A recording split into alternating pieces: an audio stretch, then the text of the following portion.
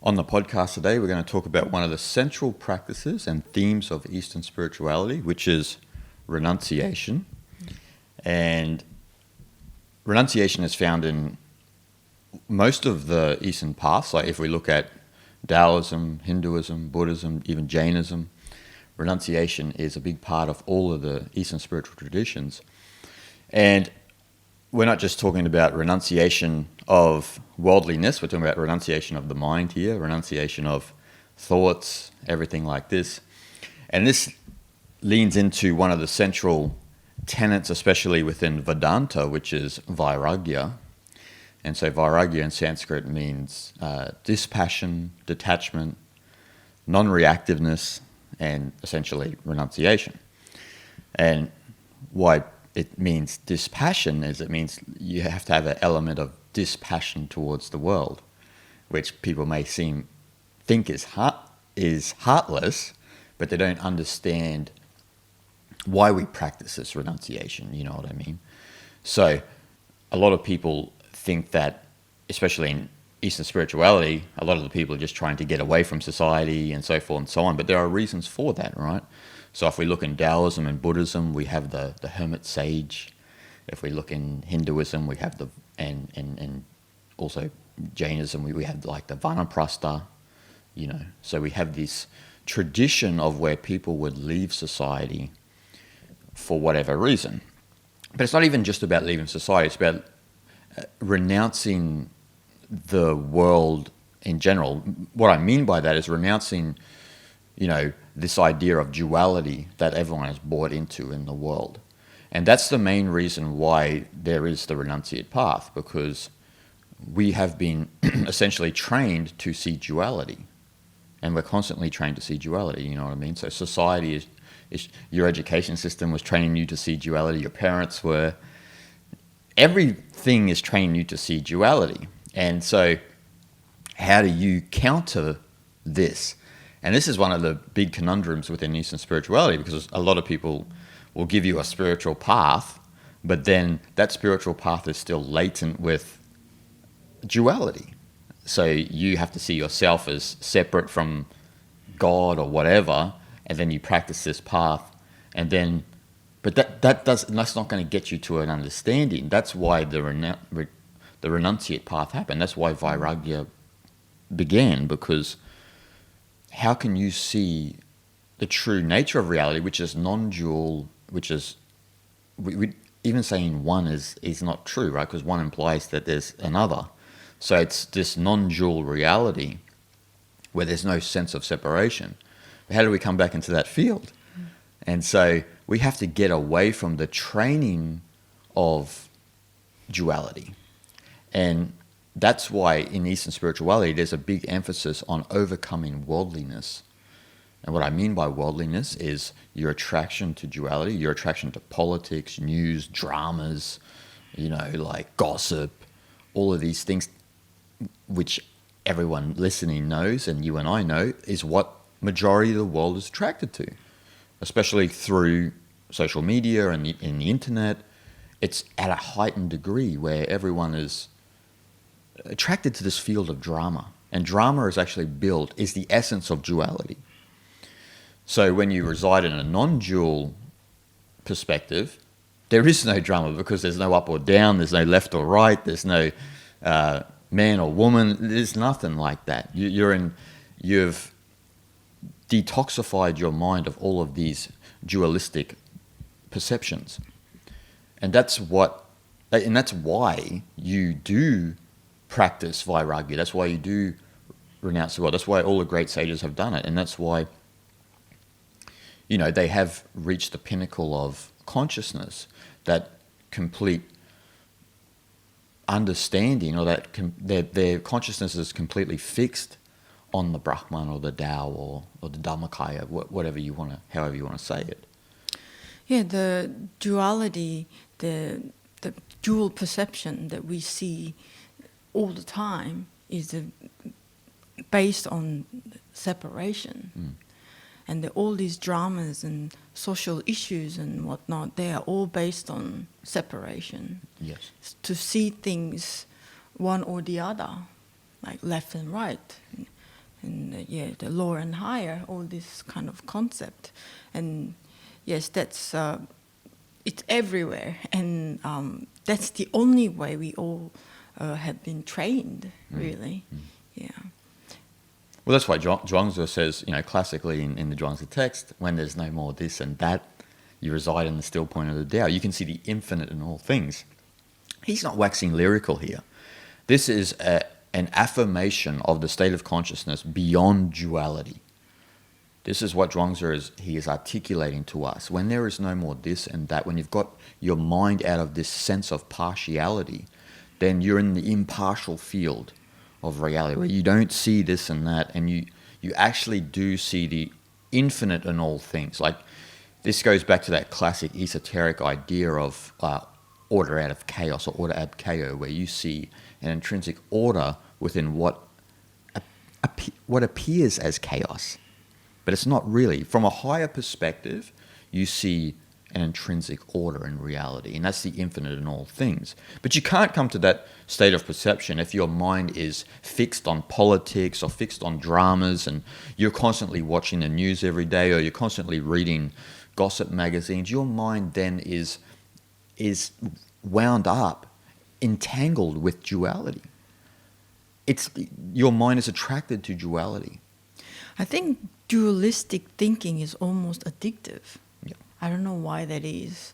Maybe one aspect of our mind, that we get attracted to know these dramas, and for some reason we get entertained by this. When you look at entertainment industry, for example, like movies or music and any this type of entertainment industry is all really drama farmers. Yeah. Like all these gossips about these celebrities, and people love these dramas. And again, like, how many times are people drawn into negative news, which is actually all the time, right? Yeah.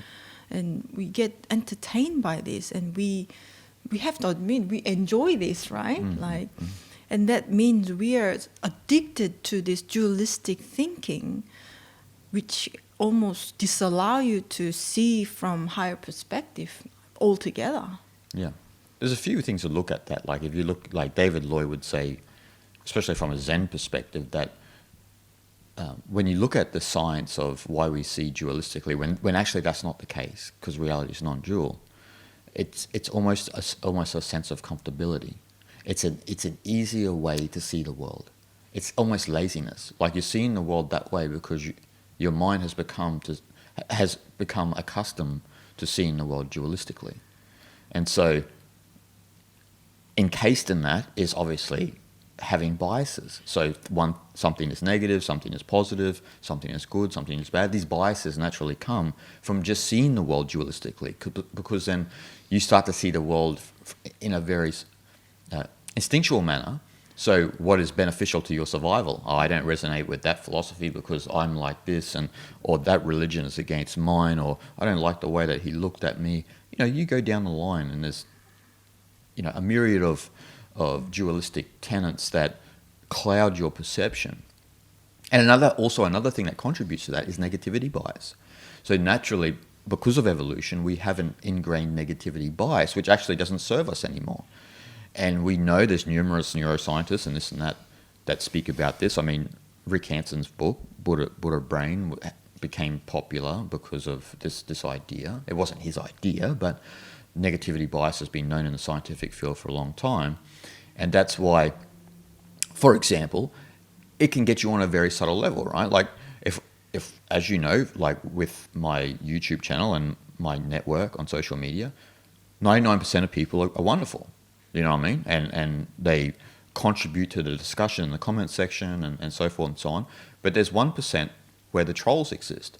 And what happens within that 1%, and I try to catch myself with this, is that you'll see like this unintelligent and almost like psychopathic comment that doesn't contribute to the conversation. And I don't know that person individually, so they must suffer from some sort of affliction psychologically. And then you see that, and that can almost crowd out all of the good that someone has provided, all of the other people have provided to the comment section. And, knowing a lot of other YouTubers, not calling myself a YouTuber, but knowing a lot of other YouTubers, it tends to wear them down psychologically because of this negativity bias. But then you go to their videos and you look at their comment section, and most people are generally good. But then you do see that odd comment where you're going, oh my God, this person completely took it out of context and doesn't really understand what they're saying, and in general may need some sort of like psychological assessment, some of these people, you know what I mean? But so we have that negativity bias, and that contributes also to that dualistic perception. Now, that may have served you and I when we are, walking along the savannah, watching out for the lions and, being mindful of what herbs we're eating and so forth and so on, because we don't want to die. But does it serve us now? And that's the trick of the mind. And that's also, obviously millions of years of evolution, which is hard to just go pause and delete. But thankfully, the spiritual practices are there to hit the pause and delete button, so. That side of our brain, leaning into negativity, served us in a very necessary way a long time ago. Long time ago, yeah. And it functions similar way even today under right circumstance, I think. But the problem is that we apply that activity all the time. All the time. So we kind of created this culture which is based on negativity, and we all support it some reason, right? That's why we all find it very difficult to be positive a lot of the times, because you are in the middle of swamped negativities around you. Alan Watts once said that, this is one of the most poignant quotes he ever stated, was that you're living in an insane world when expressions of love are cringed at, but expressions of hatred are accepted. And if you think about yourself and you think about the world around you, that's the way it is. Where if you see two people loving each other and, joyful, there's something sometimes inside us that goes, look at these two fakers or whatever, and you instantly start to judge, right? And most people would do this. But unless you've been spiritually trained, you'll see that and you'll notice that. But it's a great point that he made, because a lot of people have become accustomed to those negative aspects of life, like you said, like especially hatred, right? Hatred and division, people have become super, related to, and that they feel more comfortable in that, as opposed to like expressions of love where, if you see people getting along and you see if people having a great conversation, then people don't generally like that. But when it's an expression of fear, people feel more comfortable in that. And that comes back to that dualistic mode of perception. Because that's a breeding ground for fear, right? You're in a dualistic mode of perception. When you understand that the whole world is truly non-dual, love can only exist because that's all that there is. Do you know what I mean? Like when you have a non-dual perspective, there is no place for fear, because fear doesn't exist in a sense. It's an illusion, but it's a persistent illusion when you see reality from a dualistic perspective. Yeah, you have the perception to see the fear that way, as in part of this whole thing, right? We don't judge as fear to be negative emotion. It's just the part of our emotion which just comes and goes like any other feelings. Exactly. But it doesn't. But from that sort of state of consciousness, it probably doesn't even bother, or it may not even exist. From like a sage's state of perception, you know what I mean? You don't define it as fear, or you don't even feel it. It doesn't arise because your perception has changed. Fear can only arise when there's this and that. So when there's this and that, you are attracted to that, but this, I don't want anything to do with this. You know what I mean?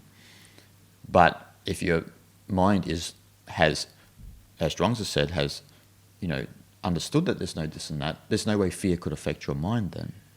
Actually, there's probably, in a sense, fear may not even exist for that individual. Because they've experienced moksha or nirvana, or this sense of the blowing out of the candle. You know what I mean? To use a Buddhist analogy, where nirvana is the blowing out. And the blowing out meaning the blowing out of the persona. So when we go to the deeper levels, obviously, duality, the persona is a construct of duality, right? Guy Young is a construct of duality. She exists because her training has solidified this sense of a person. Likewise with Jason, likewise with anyone listening. We've solidified this sense of a person. And this sense of a person is so hard to get over and understand that that's not you, that it can affect us our entire life. And we don't come to an understanding that we were never this person. It was a construct of duality. It literally was. You will remember this when we were in Tiruvannamalai in India. Yeah, we were at this tea shop, as we always have a tea every day. And we were walking to the tea shop, or we were already sitting there and having a tea. We saw this sadhu, and really just covering the essential part, and basically just put the ashes all over his body, like hair and everything. Just kind of, you could almost see him as just came out of like an ashtray or something. He almost looked like it, and very skinny body, and just walking straight, not looking sideways, just looking straight and walk straight. Obviously barefoot, no possession whatsoever. And if someone who have no pre-knowledge about that sort of people would think that, oh, what a crazy person. Exactly. Right? But when I saw him, I thought like, wow, he's such a brave man, because I knew what he was doing, because that was his path he took. He chose that path to go for this lifetime and to seek liberation. That was his spiritual practice, right?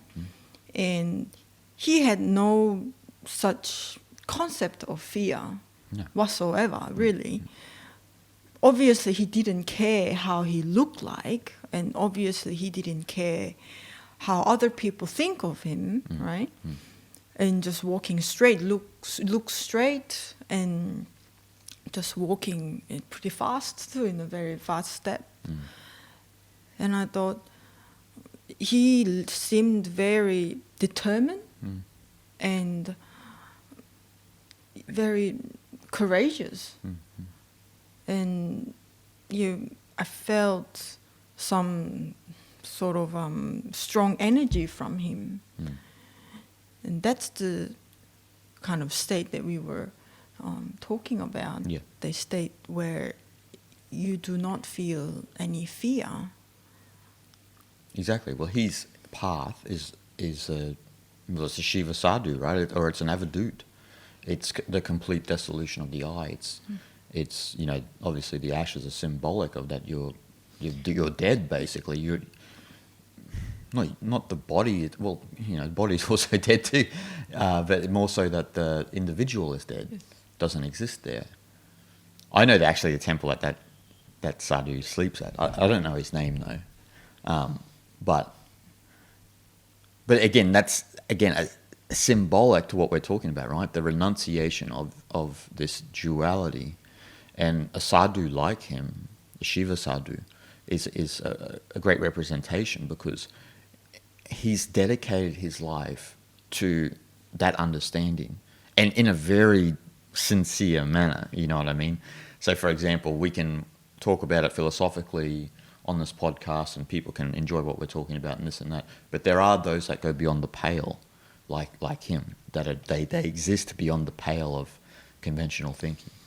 and they go all the way. And that's what an avadhuta is. An avadhuta, like someone who is dedicated to the complete dissolution of the I.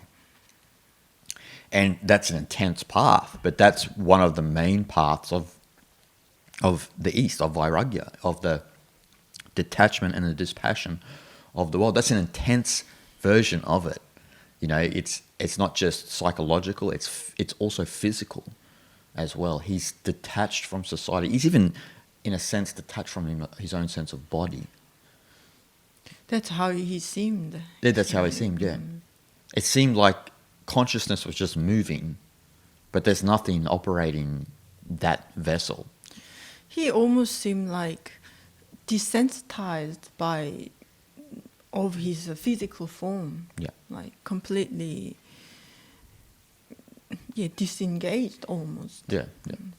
Well, that's why when you, as you and I know, like especially when we go up into the Himalayas and then you see, especially up near, up in Uttarakhand, so when you go up into Rishikesh or you go even further north, up near Kedarnath and all of these places in the Chardam, is that you'll see people on what Westerners will call vision quests, right? So we saw that time near Rishikesh, like that Westerner who came back with the yogi from who knows how many months they went up into the Himalayas, and he just looked like a bag of bones, and his beard was all, ruffled in his hair.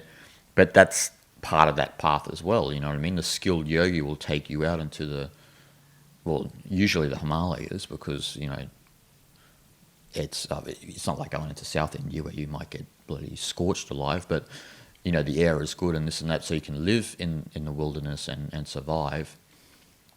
Or, I don't know, maybe some don't, but, but if you're with a skilled yogi, then the possibility of you surviving is pretty high, right? But the what do I say, the conflict that arises in yourself is just dealing with that path, dealing with being completely detached from the world, just dealing with yourself, eating minimal amounts of food, like whatever's just in the wild. So you start to learn about, foods that you can eat, wild foods and stuff like that. They don't eat meat, obviously. So they're just eating berries and, certain herbs they find and so forth and so on.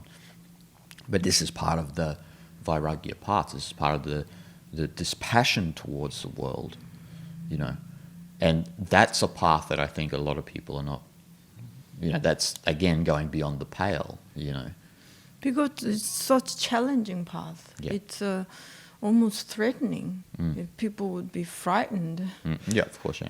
to be in the wilderness on your own, no electricity. You have to thoroughly rely on nature around you to feed yourself. It's very challenging path. Yeah, well, it's all well and good for a skilled yogi, right? They can go, that's how they were raised, that's how they were trained. But like for people listening to this, you and I, it's completely different, because we're accustomed to the society we're brought up in. So that's why if you were going to do it, don't do it on your own. You need to do it with, at least find a skilled yogi or sadhu who can guide you through that experience. So one of the main reasons why, especially our friend in Tiruvannamalai and all the yogis up in Himalayas, why they practice this is an overcoming of worldliness. Now, we kind of spoke about worldliness briefly. So what do we mean? We mean all of that attraction to duality, people's attraction to politics and news and, dramas. And especially when you see from a spiritual perspective, so probably many people listening and watching this podcast, and you and I, nothing gives you a headache more than when people talk about politics and worldliness and actually they want you to be invested in it. They want your reaction. They want your reaction. And when you don't have one, it's completely bonkers, And well, what's been interesting, especially with this YouTube channel, is that it's exposed, I guess, a lot of people who watch this podcast and watch my videos. It's exposed a lot of people who probably aren't as spiritual as what they think they are. For example, we had that podcast on the pandemic, the Taoism's approach to the pandemic, and it exposed that a lot of people are not really spiritual. They're more attracted to politics. And there's nothing wrong with that, but you have to come to terms with that, you see. You are attracted to politics. You're not really attracted to spirituality. First of all, you're not listening to what you and I are saying. People who have been involved in this for many years, you're attracted just to politics, your political slant, your political position. And I mean, if you want to understand Taoism, you're not supposed to have a political slant. And what was odd also, what has been odd over the years is that, I'll put out a video, or, you and I'll do a podcast, and then someone sees it according to their way of seeing it, and they will say, oh, they're right-wingers or they're left-wingers, and you and I don't even follow politics. We're not even interested in it. But it's their perception, see? But again, it exposes their attraction to politics, you see? And it's really interesting that there's a good percentage, or a major percentage of the world, their religion is politics. It really is. And as you and I know, like from being in America, for having a lot of American friends, it's difficult sometimes to have a conversation where politics doesn't rear its ugly head in the conversation. And you and I just remain silent because there's nothing really, we don't have anything to add to that because that's not where we are, So politics, the news, the media, they're all like the essence of this worldliness that people are attracted to. And it's so hard for people to overcome, So I remember we were on tour. We took some people on tour in India. And, you and I are disconnected from everything, so we don't know anything about anything. And then with some of the people who are on tour, it was a big deal that Donald Trump became the president. And like, you and I don't know anything about it, and we don't care. We are on tour here. We are traveling to some of the greatest places, spiritual places in the world, and you're worried about what's happening on the other side of the globe. I mean, you have to really be focused, especially if you listen to this podcast or you watch this podcast. You have to really be dedicated to what you and I are talking about. If you want to understand Eastern spirituality, you can't be fixated on politics. You can't be fixated on the news because that is worldliness. It's against the Eastern way. If you want to understand what Lao Tzu and Zhuangzi and Gautama the Buddha, all of these people understood, Shankara, Gaudapada, you have to go beyond all that. I remember what you mentioned in the video that you made called Vairagya. You made a really good point about this, something related to this. I think when people see some other people who are completely ignorant to politics, someone like ourselves, like have no idea whatsoever about political issues of current time, right? They think of these people that, they don't care about the world. Or like, why don't they have an agenda? Because it's important. It's important to our society because politicians are the ones who run the world, basically. It may be true superficially, though. And people, feel confused why some people are not interested in politics because in their eyes, being invested into politics is carrying the world, carrying the society.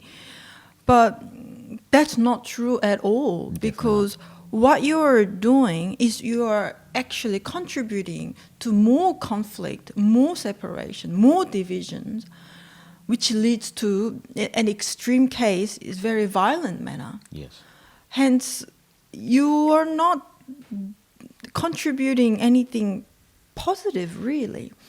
But this is a common misconception about politics. The people think that being interested in politics is a right thing. Otherwise, that you completely are ignorant to other people in a negative way. But what really matters here is that, like you just mentioned, in the Eastern path, is to actually not get invested into politics or current issues of the society is actually what brings the balance of the world. Yep. Once you're invested into politics means that you have an agenda. That position will not contribute to anything that's going to right path and right direction, right? It's just going to cause more problems. But instead, if you were to stay silent with non-reactive position, then you're not choosing either this or that. You're in the center of yourself, basically. So you don't contribute to anything but to try to contribute the silence, which everybody should strive to do, really. And that's what's needed in the world, right? There needs to be more silence in the world, not more noise. Because how many times in our personal life, things are busy, every day something happens, right? But just step back, take a breath, and just empty your thought a little bit and give yourself a bit of time to just quieten your mind. You will instantly see how things become much more clear, right? You kind of come to a realization that, like, oh, I was a bit foolish at this moment. Well, I took this too seriously. These things come to place, and you can see things clearly. In a bigger level, is the same, right? If you take a step back and be silent, then in the society, you will be able to see some sort of order in it, right? Yes. And that's what this Vairagya path is trying to show, really. Yes. Well, that's a good point you raised, because as I mentioned in that Vairagya video, you instantly when you follow, like, for example, if you follow one of the great Eastern spiritual paths, it constantly exposing your own personal agendas, right? What you're trying to achieve in the world. And what are you supposed to do about it? You're supposed to practice Vairagya. You're supposed to practice going beyond worldliness, because if you're not, you're only, like you said, you're only contributing to you're only contributing to more conflict, to more noise, and then what do you want to achieve there? We all have a crack at a tyrant, and we all have a crack at all of these psychopaths in the world. But the psychopath is playing in our mind too, because we're trying to promote our own agendas and try to influence other people with the way we think and trying to impose our will on the world. It's the same mentality. We just don't have the resources that Genghis Khan had.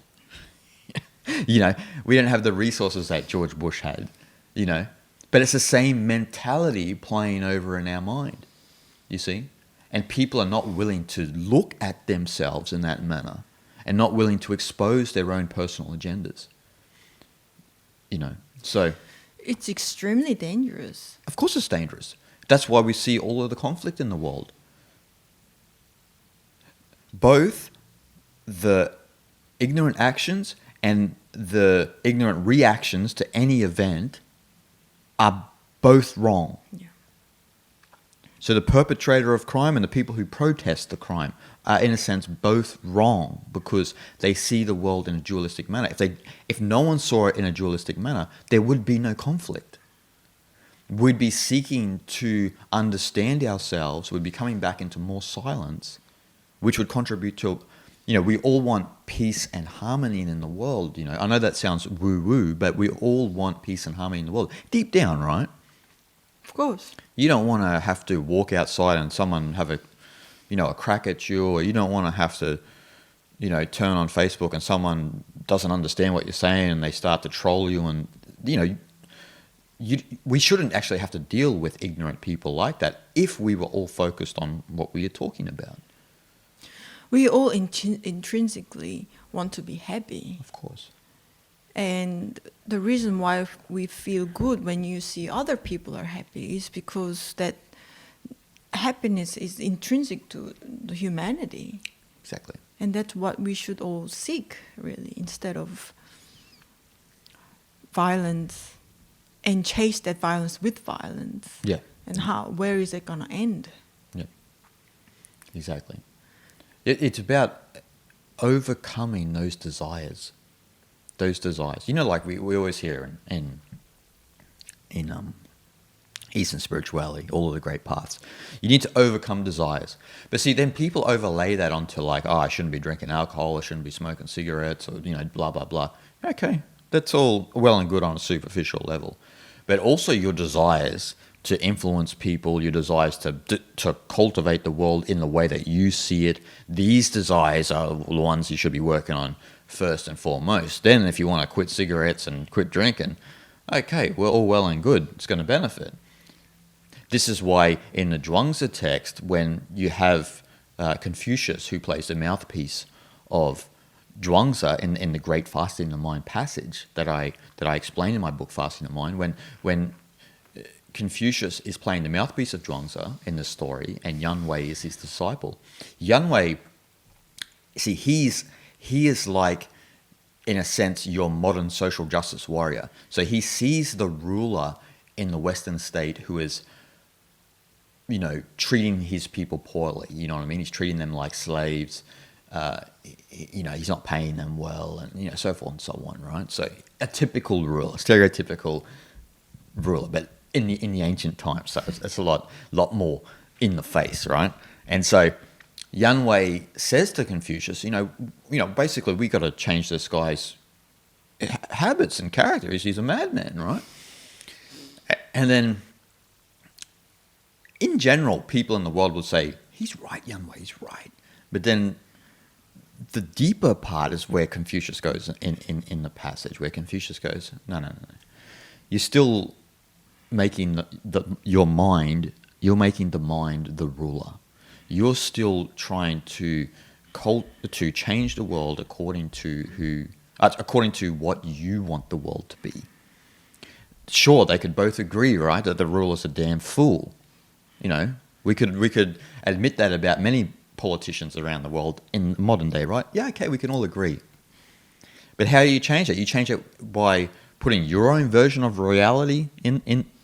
And I know Westerners in the West would say, yeah, of course. How else?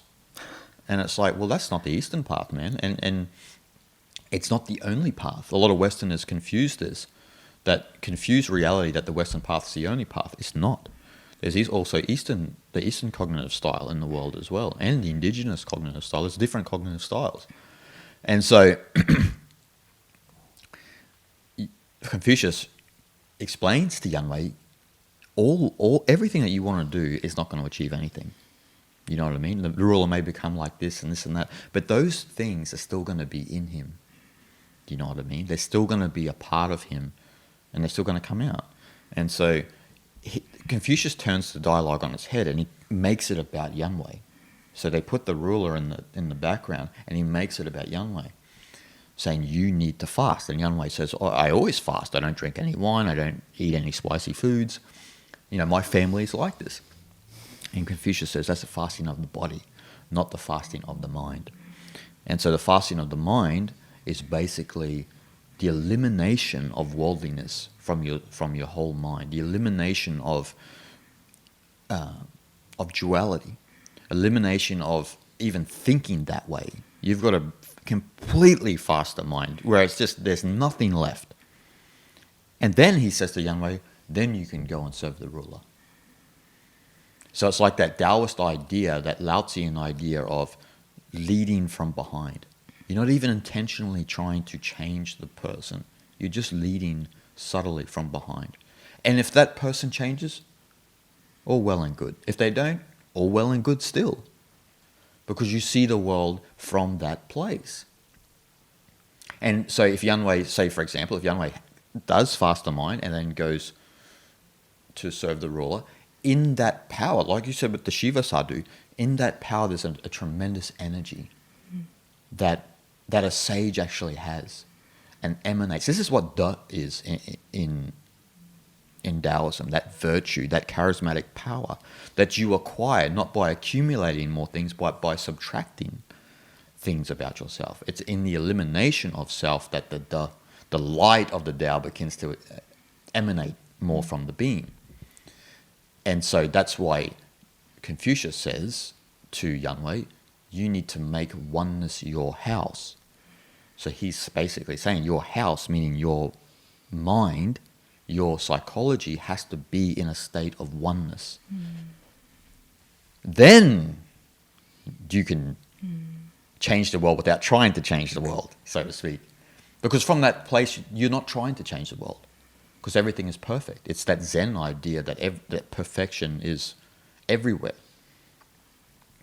So if everything is perfect, why would you even want to change it? And again, people who are ignorant to Eastern spirituality, or people who are, from Abrahamic faiths or Westerners may say, the world's not perfect. But you're not understanding what we're saying. You're not looking at it deeply enough. You're not looking at it from that state of perception. You have not made oneness your house. Their idea of perfection is almost like the phrase as in promised land, Yeah. which is actually not realistic at all. Their version of perfection is world is paradise. There's no crime. There is no poverty. That kind of perfection they think of. And, well, it can come to that world or not, well, that's a whole different story. But what's important is that we should be able to elevate our perception to be able to see from above that everything is the way it's supposed to be. Yes. So they're not reacting to problems. And that reaction actually not, again, going to contribute to solve the problem. It doesn't matter even if people say that the world is not the way it's supposed to be. It's the way it is. You can argue with it all day long. The way the world is the way it is. You know what I mean? Yeah. So it's like, you can argue about it all day from that perspective, like you're talking about. And this goes back to the idea of, again, that heaven is a place to get to, right? This Abrahamic idea or this Western idea that this immortal reality or this eternal reality is a place to get to. Where in the East, heaven is here and now. If you don't get it now, you ain't going to get it when you're dead. You see? There's a big distinction between the way that they see the world and the way that a Westerner would see the world and the way an Easterner sees the world. Heaven is completely here and now, so it's completely perfect. And the irony is, if we all saw it that way, all of the discord would dissipate.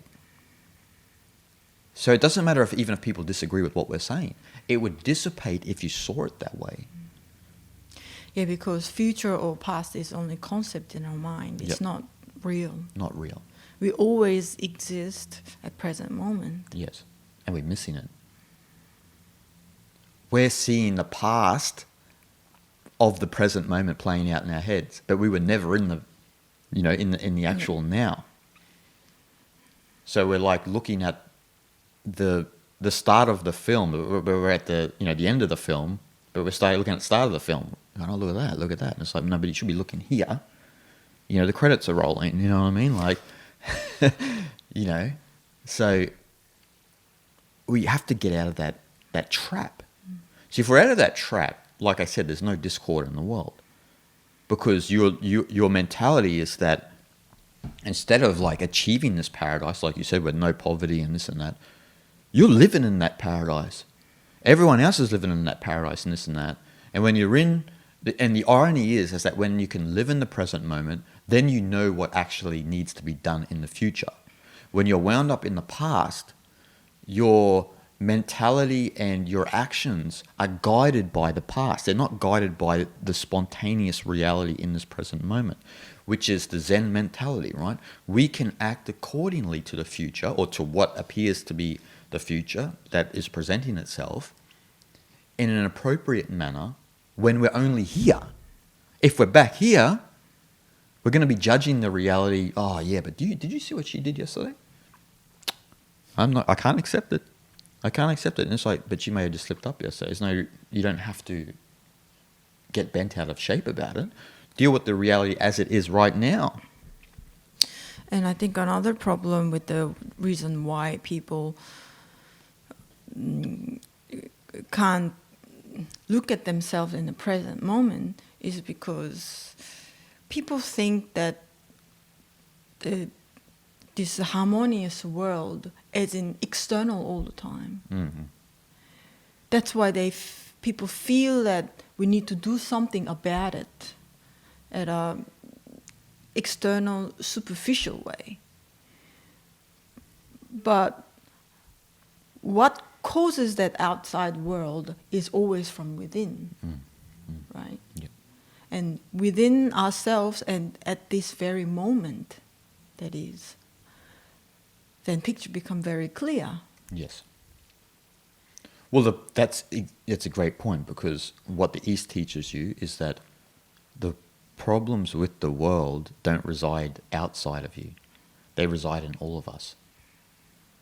And you're looking at the wrong picture. You're looking at that picture, but you're not looking at the film reel. You're looking at the cinema screen, but you're not looking at the film reel where the real trouble and actually the real action is happening.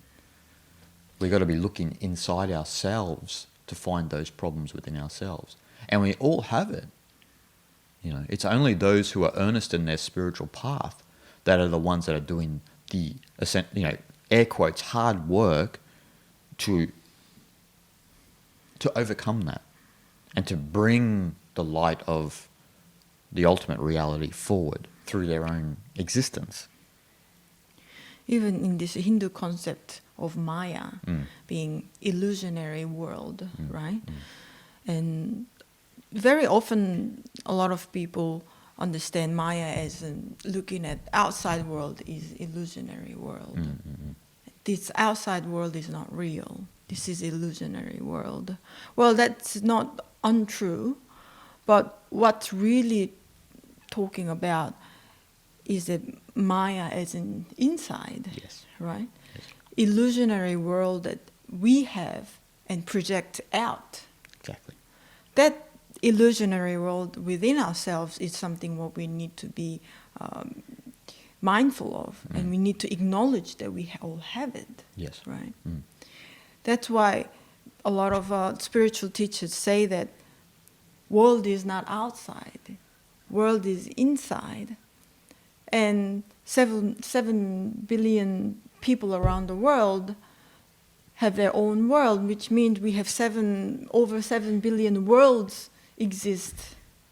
Where worlds collide. Yes, exactly. Yeah. Well, that's what's happening, right? Yeah. The worlds are colliding because they're not in their real world. They're in a world in conflict with other worlds. And what do you have when two universes hit each other? Man, you have some glass is going to be smashed. That's for sure. Do you know what I mean? That is why we misunderstand that concept of Maya and the world and things like that.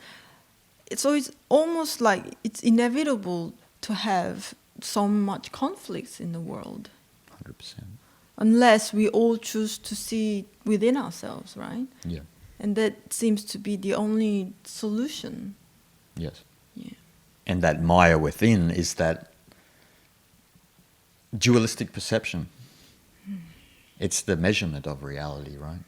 That's the original, well, that's the traditional meaning of Maya, right? It's not the colonialized version of Maya that the outside world is some sort of illusion or an evil thing. That's Christian thinking overlaid onto Indian philosophy.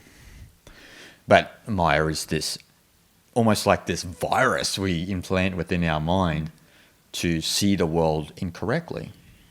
That's why,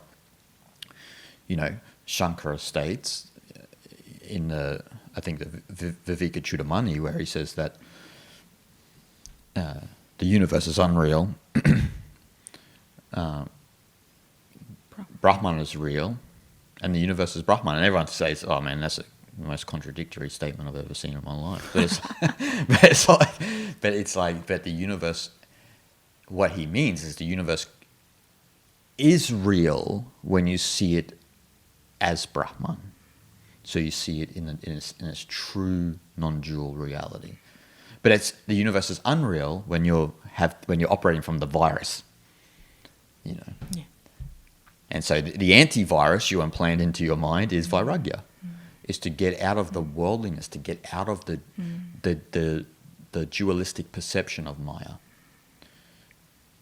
Maya is the virus, Vairagya is the antivirus, and the cleaned software is seeing the world as Brahman.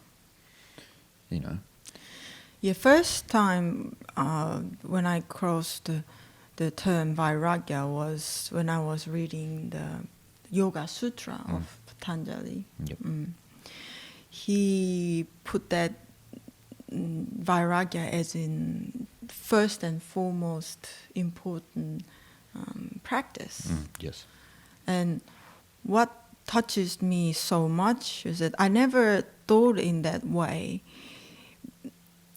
about what's happening day in, day out, every day moment within myself.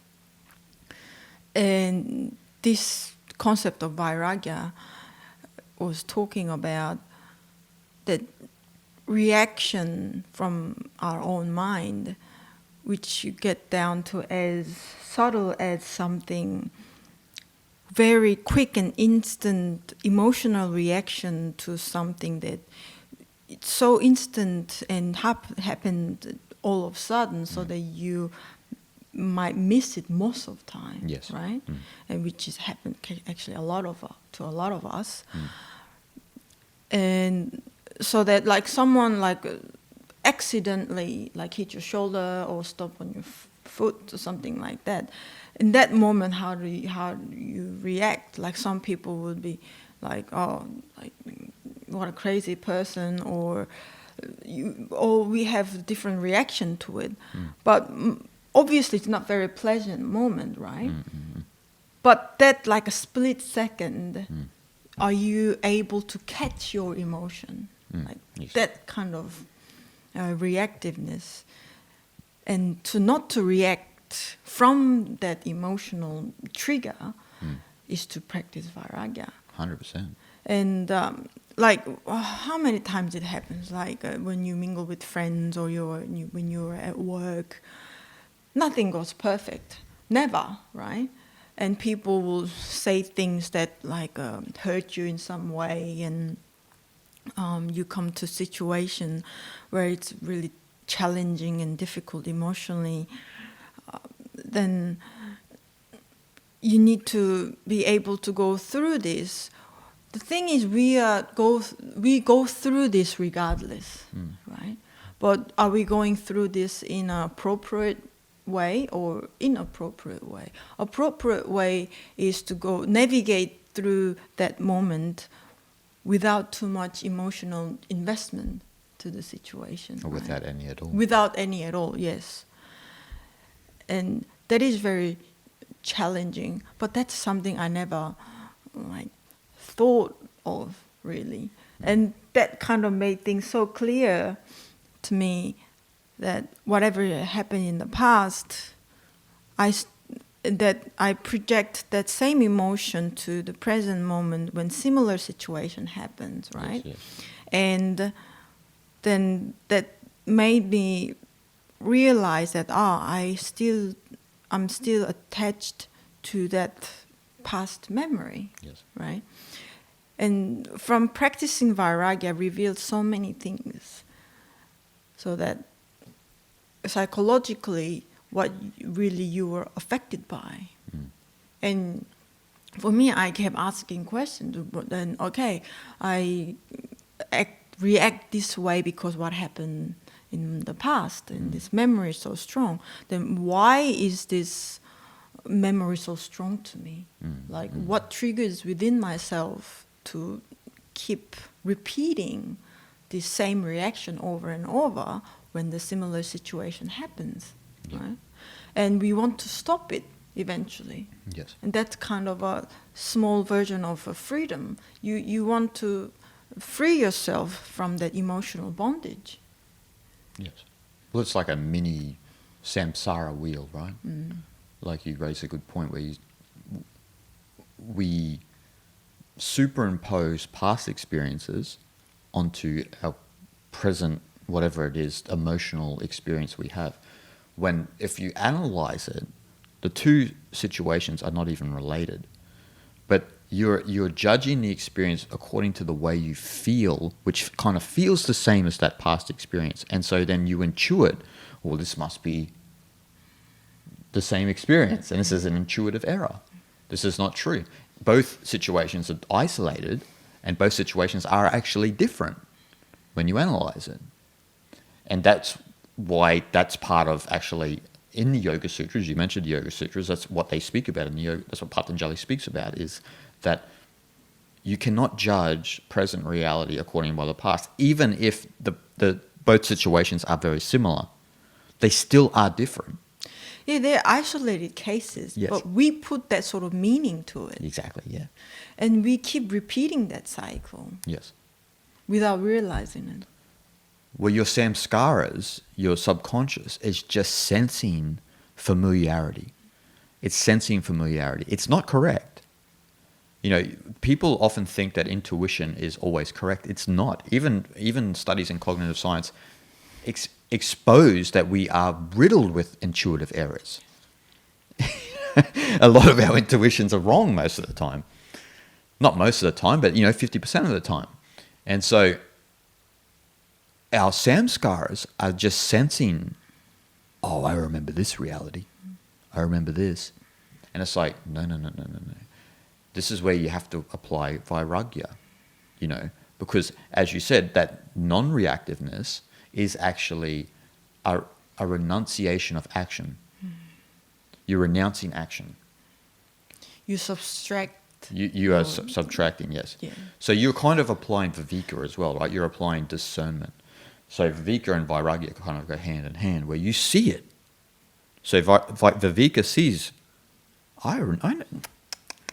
I see this feeling. I know what's going on here. And then what do? You practice vairagya. How do you create more karma? You act. How do you create less karma? You don't act. It's simple. I mean, it's not mathematics. I mean, it's not, it's not rocket science. You know what I mean? So you just pause and you stop yourself from, like you said, emotionally being triggered by an event that in some sense it doesn't have anything to do with whatever the samskara is sensing from the past. It's actually not the reality. And so what you're doing is you're renouncing actions. And so that non-reactiveness, that renunciation of action, has a reverse effect on your vasanas, on your habits and tendencies, which transforms your samskaras. So over time, according to the Yoga Sutras, also according to Vipassana and Theravada Buddhism, is over time, even those sensations begin to transform on the sensory level. So when that experience arises in the future, what was in the past that you used to react in a certain way, you don't even have that feeling anymore. So that the situation arises and you see it for what it is. You completely transcended. Yeah, you transcended emotion. it. Yeah, this is what they mean by transcending karma, right? You transcend karma. You just stop this karmic loop where you're acting and you're creating more samskaras. That's the mental alchemy kind of process. Yeah. It's an alchemical process. It really is. And so you're pausing your action. You're like, nope, not reacting. And then eventually your samskaras is like just transforming slowly. You don't notice this, but over time they transform. And then you begin to see reality as it truly is, in its spontaneous nature, instead of like in our superimposed projected nature, which is what most of the time what we see. Like you said, we see in reality, that's seeing reality as Maya, right? wound up in that virus in our mind. But we've put the antivirus in, and that slowly cleans the samskaras or transforms the samskaras. And then what happens is, what happens when you stop reacting to things? You stop being attracted to drama. It's just a byproduct of it. Because you're only attracted to drama, well, you become attracted more to drama when you act and you get reactions from people, and you're poking the bear and the bear starts roaring. People get attracted to this process. But when you stop that, first of all, you're not reacting to anything. And so then you lose attraction for those things that want your attention. I think this might happen to a lot of people. You might be in a conversation with someone, right? And whether that topic of conversation is something that you're interested in or not, you feel that you need to interact. Yes, of course, we do interact in a conversation. But when something that the other person said that triggers you in a sense, that people feel that you're entitled to speak your mind. And there is time to do it, and when there is not time to do it. But a lot of times for myself, I just nod or something.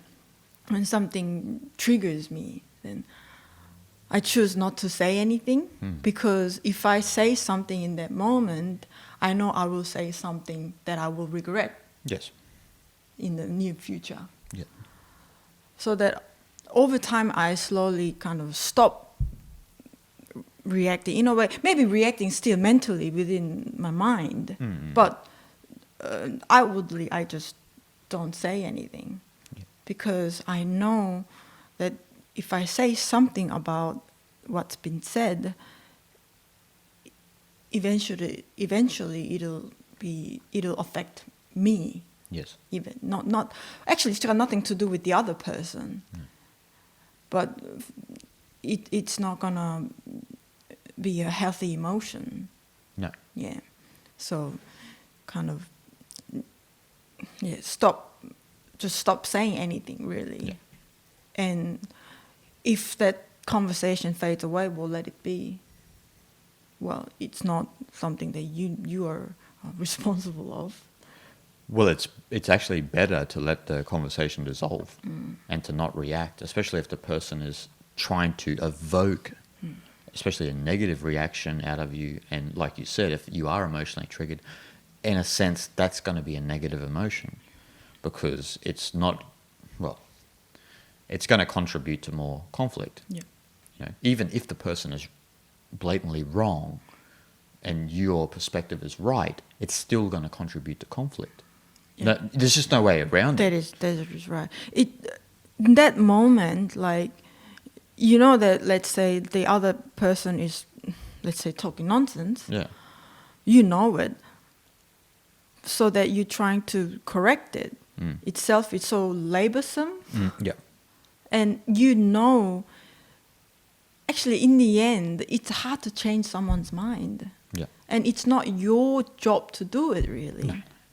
But a lot of people feel that you need to do it, because although what you know is the truth and completely right, still the other person won't see it that way. No, of course not. No. They have their own universe. Yeah, exactly. And I think we need to come in terms with that. Well, from the spiritual perspective, even if you think your perspective is right, you're still protecting your worldview. You see, you haven't renounced your persona, because it's your persona that still has a worldview, right? When you're Atman, Shanti, there's no such thing as worldview. There's only Brahman. You know what I mean? Like, so you're still, on a deeper level, right? We're still protecting our perspective. Like, they can be talking nonsense, and we think we know the truth over them, but still, it's still a worldview that we have. It's our own personal bias, right? Eventually, yes, you want to defend yourself. You want to defend yourself, yeah. You're trying to defend your beliefs, your position, everything. Is something along the line goes with the Yang Wei story as well. And what Confucius in that story wanted to point it out also was that Yang Wei is somewhat acting out of his own selfishness. Yes. That he wants to impose his idea upon someone else. But that very act itself is very selfish manner. And it's violent. And it's violent. And there is that like a deep seed of somewhat desire that you want to be a hero. Yeah. You want to be the right one in this situation. Yes. That is again violent. Why? Because you want to defend your own agenda. And you're imposing psychological tyranny on someone's belief systems. This is why conversion does not work. Religious conversion does not work, and actually should be outlawed, because it's an act of psychological tyranny. You're going into places that don't have your worldview. They have their own worldview. Whether you agree with that doesn't matter. But who are you to go in there and start thumping the Bible? That's an act of violence on a psychological level. That in a sense it represents like someone throwing bombs on a community. You're throwing like your belief bombs on them and telling them, no, all of this shamanic knowledge that you've accumulated for thousands of years is wrong. You need to follow the path of Christ. And it's like, wow, are you for real here? Like, I like that term you said, the psychological tyranny. Yeah, psychological tyranny, yeah. Like, do you remember, well, how many times, but like when we were in Nepal, in Pokhara, and there was a bunch of Christians who were almost being racist towards Nepali people, like saying that, like condemning them for not knowing about Jesus, and because they're Hindu and Buddhist, that they're going to go to hell, and it became almost a skin color thing. And it was like, it was frustrating to see, because you can see that the utter ignorance and the contempt that they have for people from poorer nations. Because they're from America and Korea and Australia and Europe, they know better. What would this Nepali know? What would they know? They're just these poor people. You know what they know? They know a lot more than you. They're at a higher level of intelligence because their reality is much more simple. So they have a sense of Shiva more. You think you have a sense of Shiva. Well, they don't call it Shiva because it's way beyond them. But, but like they can't get that. Why? Because they are imposing psychological tyranny on people through conversion. When if you understood the path of Christianity, Vairagya is part of it. This is why the Christian mystics, they're not bashing the Bible. This has become this evangelical path is really this missionary path is. Well, I mean, it's always been around, right? But it's so intensified these days because people they unconsciously don't know that they're involved in demographic swamping. They want to swamp a demographic to ensure their own beliefs and their own existence. This is definitely not Vairagya. Vairagya is about eliminating all of these beliefs to become one with the reality. You don't need other people to believe what you believe. What's so sad with the Christianity is that when you go back to way before even the word Christianity was born, when those mystics came around and had a deep discussion in this knowledge, they formed like a group of people called Gnostics. Of course. Yeah. And that's the Christian mystics. That's long before this organized religion has been established, right? And when you look at Gnosticism, is talking actually exactly the same as the concept of Vairagya, really. In a perennial philosophy by Aldous Huxley, he uses a lot of quotes in a book by these Gnostic mystics who repetitively saying that you need to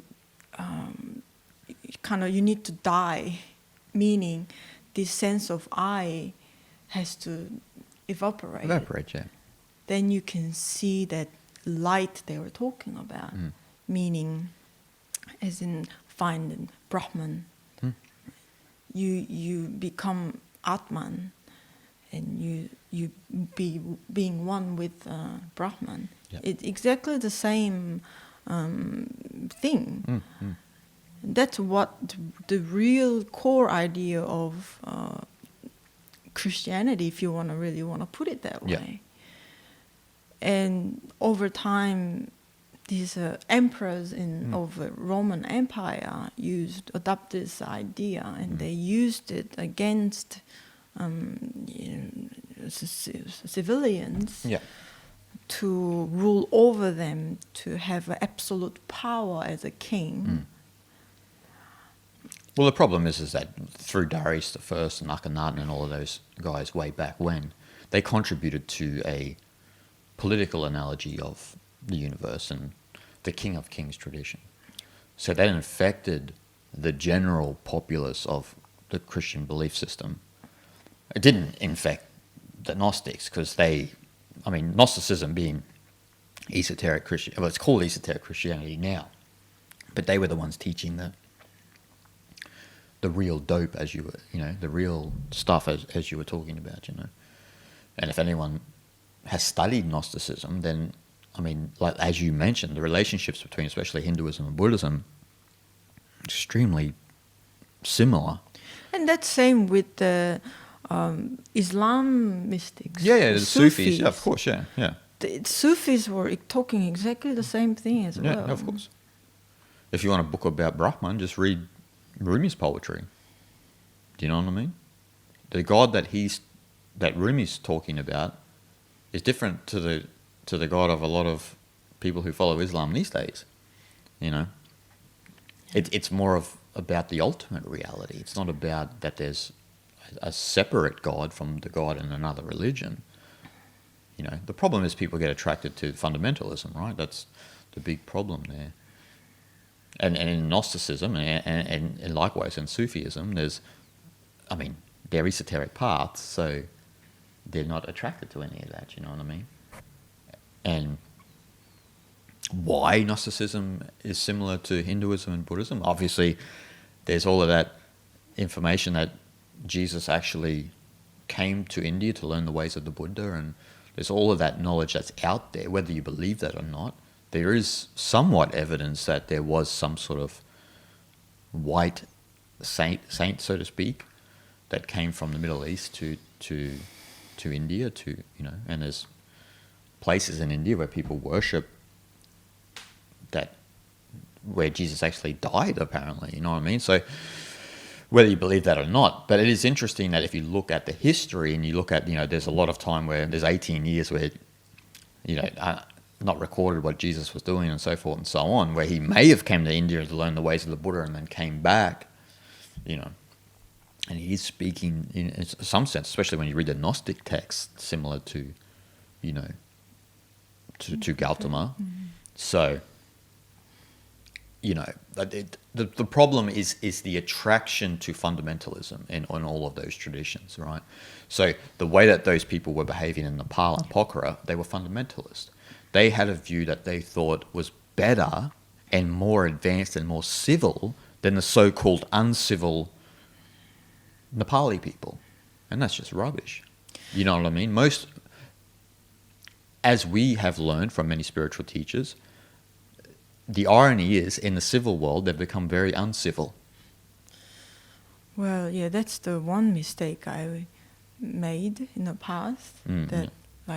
Before we decided to come to Australia, I thought I wanted to be in a more civil world, but I should have said as in like Western world, for example. Yeah. Because I had that misconception of Western world is more civil, but obviously that was a misunderstanding. Misunderstanding, yeah. Definitely. Yeah, with the fundamentalist, either that's Christian or Islam, they like to compartmentalize this idea of God that they have. Yeah. They have this strong distinction of God, categorize what it is, and they also categorize what kind of behavior you need to have to join God, right? Whereas those people in Nepal, like you said, every day in life is from Shiva. Exactly, yeah. Or Buddha. Yeah. There's only that. See, the thing is that the older Sufis and the Christian mystics, the Gnostics and that, they had, when you read those texts and you read their teachings, Thomas Merton's a perfect example, right? Thomas Merton, the Trappist monk, Christian monk, one of the greatest Christians of the modern era. Their perspective was the Eastern view of God. The Tao loves and nourishes all, but does not lord it over them. It's an ultimate reality. It's an ultimate reality that it's inexplainable. You can't explain it, but it's what animates life. It's what you're a part of, but it's beyond intellectual understanding. But you can sense it, you can feel it through meditation, through your meditative path, and through understanding certain knowledge systems to get your mind in that place, right? The problem with fundamentalist religion, speaking of the Abrahamic religions, is that their version of God is bound by commandments. It's bound by, if you do this, you do that, you're going to hell. If all of that whole spectrum where it's a personal God, and this God has a certain ego and doesn't like certain things, and so that it condemns them. Whereas that was not Thomas Merton's version of reality. And speaking of renunciation, right, Thomas Merton, perfect renunciate, Christian renunciate, just away from society, living his life. And one of the greatest books you'll ever read is The Way of Zhuangzi. The way that he intuited the Zhuangzi text as a Christian, but his mind was completely Eastern, you know what I mean? Like, when you look at it. And it's one of the greatest books you'll ever read. That book is always one of the books that you always go back to. 100%. It's a great reminder, and it's a easy read too. It's an easy read, It's just like a poetry. Poetry, yeah. But he encapsulates like the essence of Zhuangzi's mind, It's just amazing. But it's not a surprise, actually, because when you look at him as a Christian mystic, he was constantly learning the way of the Buddha, Shankara, Taoism. His universe was vast. His worldview was vast. And this is why I always emphasize to people when we get into Eastern spirituality, learn all of the traditions. Right. It refines your consciousness to see and to sense sense Brahman in life and in your existence. Sure, like if you want to be completely dedicated to Tai Chi Chuan, for example, that's all well and good as a meditative practice and a path, and you need to know a lot of the information about that path. But what will refine your understanding, especially the awareness part, because ultimately all of the paths are about coming back to pure consciousness, right? Pure awareness.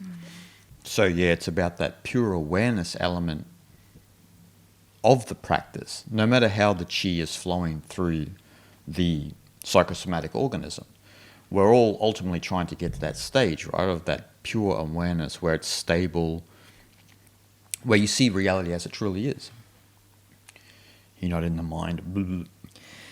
It's important to understand one specific path, but if you have only that knowledge, that'll limit your perception too. Exactly. Well, that's why we came across a lot of people, especially in India, for example, the people who practice Tai Chi, Qigong, the Chinese ancient martial arts, those people had only that version of reality, Yeah. and that version of practicing spirituality. And we saw a lot of like a misunderstanding of reality, because their perception is fixed in just one angle. And what a lot of people don't understand when they follow those martial paths is that they are an outgrowth of Taoism, right? So of Taoist philosophy, of Lao Tzu's philosophy. And so what is Lao Tzu's philosophy? It's a non-dual path. And what often happens with people who practice Tai Chi Chuan or Qigong or certain martial arts is it becomes very individualistic, you see. That happens also with people who practice Hatha Yoga, we know this, or practice yoga in the yoga studios around the world, air quotes. You know what I mean? It becomes more self-centered about themselves. They lack an understanding of actually why they're practicing it, and why you are practicing all of those paths is to come back to that perception that Zhuangzi is talking about, where there's no more this and that. You see the infinite in all things. That doesn't depend on you perfecting a certain method in Tai Chi Chuan. That may evoke that sense, but it doesn't depend on that. Right. You see? So actually, bluntly saying, it wouldn't even matter if you don't practice it. If you were to... Yes, but for someone like that, you'd have to have like a really high sense of spiritual maturity. You might have to be Ramana Maharshi, for example. You know what I mean? Someone like this to actually get it. Most of us are not that blessed to see it that way, so we need a method to evoke it, right? So, you know, you and I, we practice numerous meditative techniques, including the ones we mentioned. But that's like tilling the soil, right? You're tilling the soil to allow that to come, not to grow, but to appear. It's because it's already there. That pure awareness, it's already there, right? But it's eclipsed by this sense of persona we have, this Maya virus we have, where we see reality dualistically. But as you mentioned, essentially, it doesn't matter if you do practice or you don't practice, because if you come to that understanding, then it doesn't matter how well you perform in asana, for example. It doesn't matter how well you perform in asana, because you're already at that stage, you know.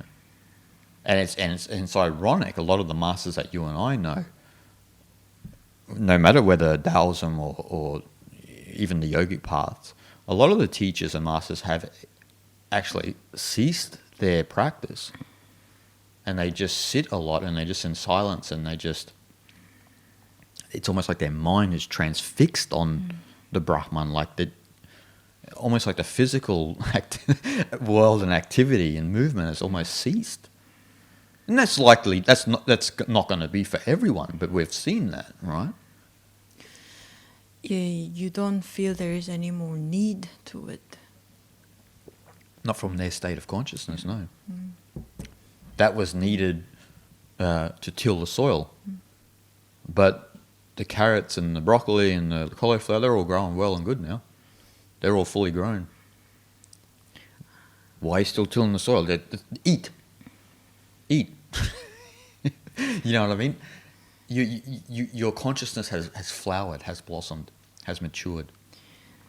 The book, one of the books I'm reading right now, is that the Tao, essential teachings of Tao, or something like that, by Liu Yiming or something. Anyway, translated by Thomas Cleary. Yep.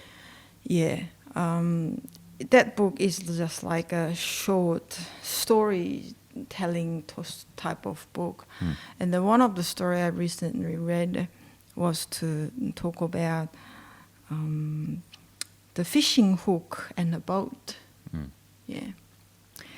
So it starts saying with this, that to cross a river, you need a boat. And once you cross the river, the boat just stays there and you move on. No longer boat is needed. Mm-hmm. And with the fishing hook, fishing without that, you can't fish, right? You can't. So once you caught however many fish you want, then you no longer need a hook. Mm. And that analogy transfer into that spiritual practice, the same. Yep. Once you, like you said, all these vegetables are already growing, so that you no longer need that, technical things anymore. Yeah. So you have departed from that state. You no longer needed these tools anymore. Yeah, no. There's a few ways to see it, right? Like, 'cause you actually don't, once your mind has reached that place. But it's like, when the Zen master Shunryu Suzuki, when he first went to America, and he was teaching Zen back in the 60s and 70s, and, Americans being super intellectual, when Shunryu is speaking about what you and I are talking about now, about, once you get over the river, basically you can burn the boat, it's done. Just get rid of it. Just get rid of it, or if you want, send it back for someone else to get the boat. But you stay in that place, right? Like, your mind has got to that place of non-duality where you don't see no more this and that. And then, so we can understand that intellectually, right? And so what they would see is Shunryu Suzuki still practicing Zazen every day, and earnestly practicing Zazen every day, not just like 1 hour or 20 minutes here and there. Is whole day, 6-7 hours, Zazen a day, and also just doing simple chores around the monastery. And so they would say, Master, you say that once we have got to that understanding and have experienced Satori, that no longer we need to be concerned about, or no longer you will need to practice, and so forth and so on. And he said, yeah, of course that's right. And they're like, well, so why do you still do it? And he said, well, this is what Buddhas do. This is just what Buddhas do. And so and why I'm saying that is most teachers and that will still practice whatever, internal arts that they were introduced, or, what their path has been. Some won't, some will, It's not like we got to get out of this, the Western mentality is always that there has to be a category and has to be a certain template for everything. And when people apply that to enlightenment, it's pretty ridiculous. But because enlightenment is not so clear cut, it flowers differently in different people. So, some will, Shunryu will. But if you look at Ramana Maharshi, he'll just sit around. Just sit around and just be absorbed. He wouldn't practice. I mean, his mind was meditative, right? It's not that he had to actively meditate.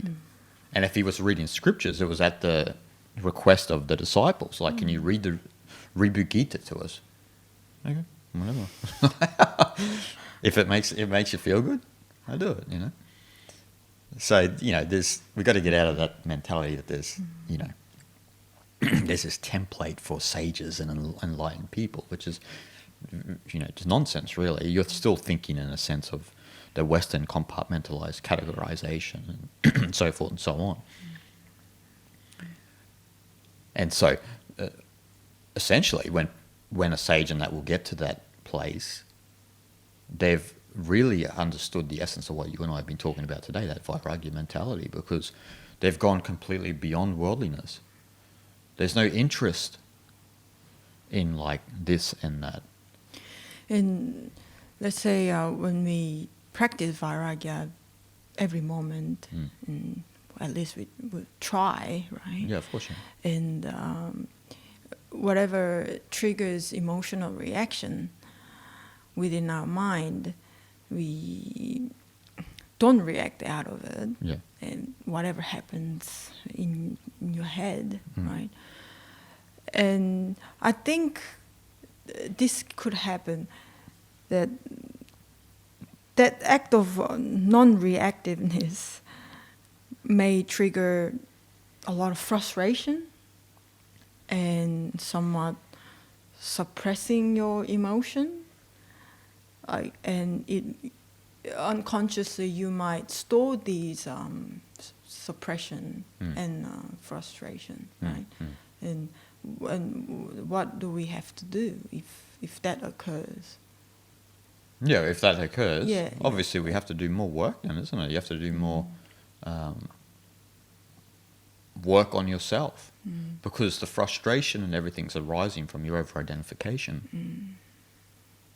Yeah, it's There would. Sorry. Go ahead. no, that flame in your mind is hard to blow out. Yes. Oh yeah, no, the most difficult thing in the world, because we've been cultivated to nurture that flame.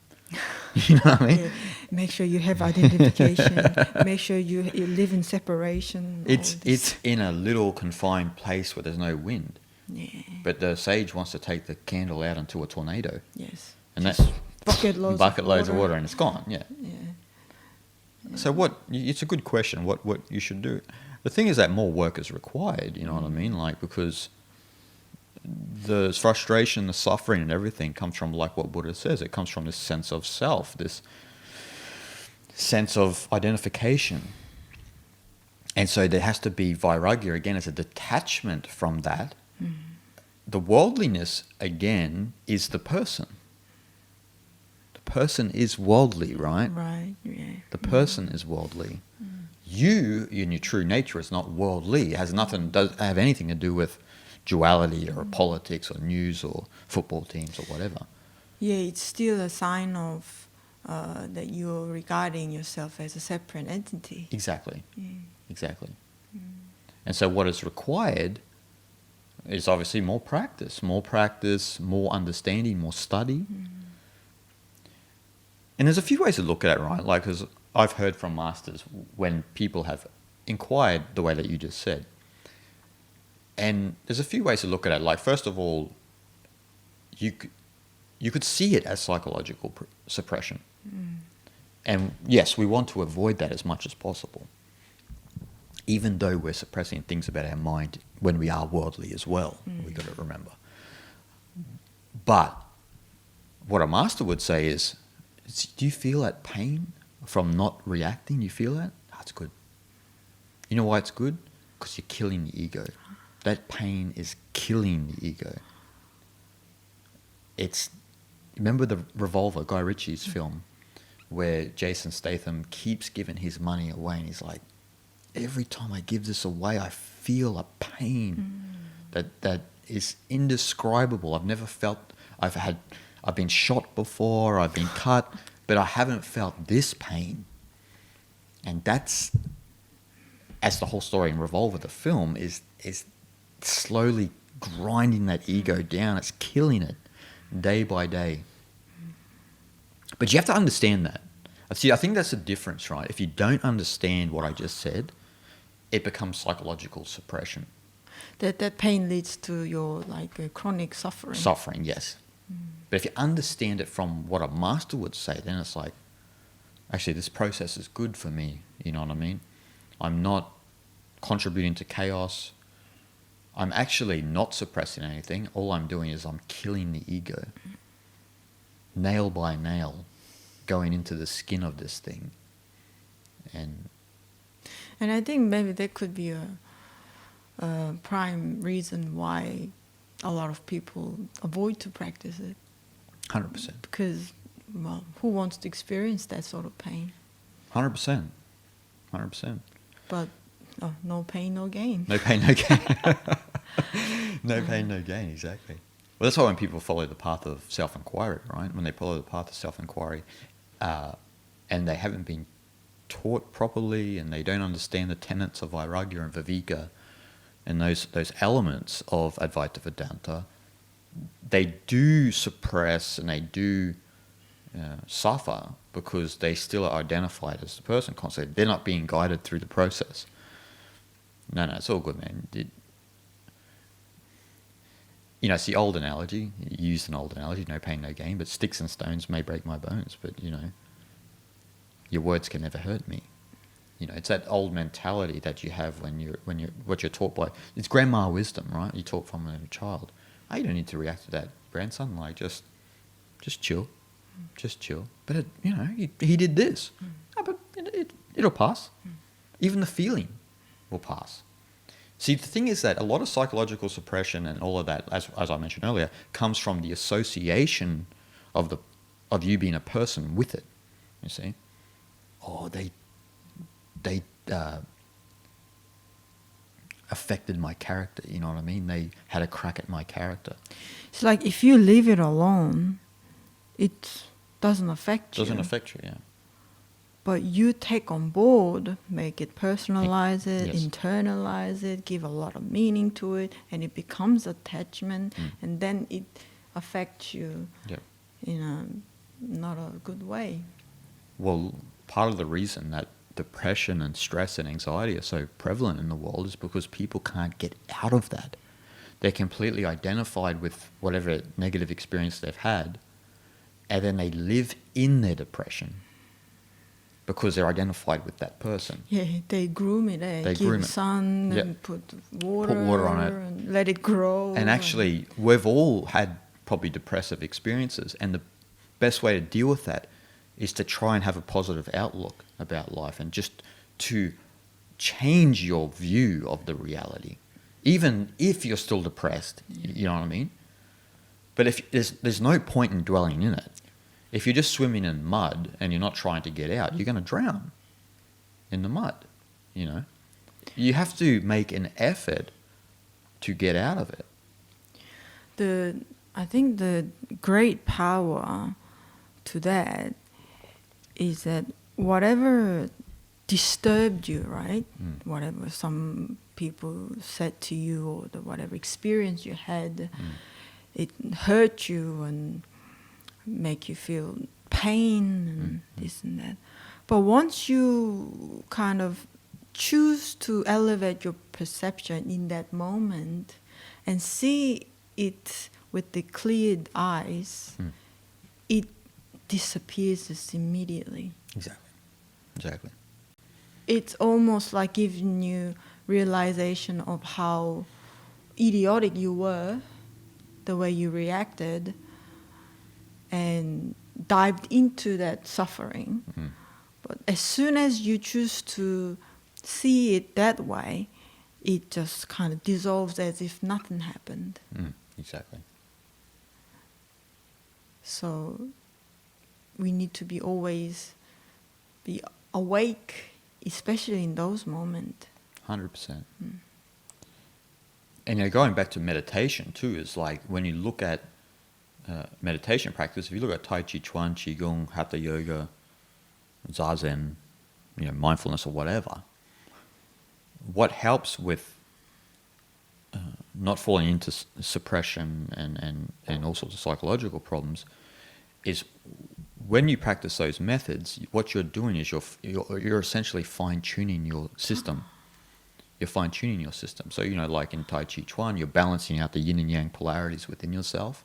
So your mind is not like, it's not unsteady. The mind becomes steady. You know, you're tilling the soil again, see? And so the chances of you falling into depressive states is slim. So, in a sense, the meditative practices take care of your psychology as well. Your personal, as a person, it takes care of that. And that's actually one of the main reasons why we practice, because like, how do we overcome this persona? Well, first of all, we got to make the mind tranquil. You know this from reading the Yoga Sutras and practicing yoga, that you have to make the mind tranquil to see into its pure, transparent, and reflective nature. The mind itself is pure, is empty, spontaneous, and free. It is transparent and reflective, but we've thrown a lot of mud in there, and the whirlpools, the vrittis, are very strong, especially when we don't practice and we identify with the vrittis. You know, you're just contributing to more of a more turbulent whirlpool within your mind. Well, that's the chitta vritti nirodha. Exactly, 100%. So ceasing the vrittis, through the stilling of the vrittis, actually, the stilling of the mind. Nirodha means the complete settling of the mind, or the stilling of the mind. Chitta being mind or consciousness, and vrittis being the whirlpool. So the mind stuff, which is doing its thing. So what the practice does is makes the mind equanimous. And when the mind's equanimous, the chances of falling into this and that becomes less and less. So that from the fine-tuning the movement of your mind, so that you don't step out of the balance point. Exactly. Isn't it? Right in the middle. Right in the middle. Where you can just you can play with it a little bit, but then you always comes back to the center. Well, the best analogy is, I don't know if many of the listeners and the people watching the podcast will know this, because maybe they might be a younger audience, but you and I know this. Back in the old days, in the 80s and the 90s, and in the 70s, we didn't exist in the 70s, but then you would have an antenna on your roof, right, to get the television signal perfect on your TV. And I remember Mum and Dad would be there, like moving the antenna, yeah, leave it there, and you just got it, and then you can watch, can watch whatever you wanted to watch. That's right. But that's essentially what we are. We're fine-tuning ourselves to be in harmony with the Tao, in resonance with Brahman. But we're just off. We're like the we're raised to be that's how we're raised. Yeah, that's right. We're not raised to see the clear picture. And so Vairagya, Viveka, and practicing a meditative path are all of the components that lead to that fine-tuning where you get the signal. So all we're trying to do here is get the signal. And all of us are disconnected and we're out of tune. Yeah.